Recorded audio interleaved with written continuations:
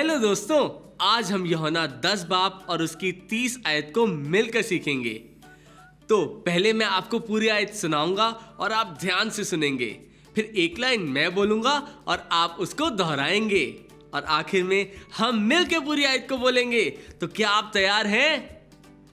अब मैं आपको पूरी आयत सुनाऊंगा और आप ध्यान से सुनेंगे। मैं और बाप एक हैं। यूहन्ना 10 बाब 30 आयत।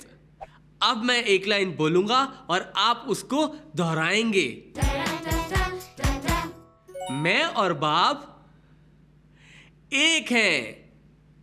यूहन्ना 10 बाब 30 आयत। वाह, बहुत अच्छे। आप सबने तो इस आयत को बहुत जल्दी सीख लिया। तो क्यों ना हम इस पूरी आयत को मिलकर बोलें। मैं और बाप एक हैं।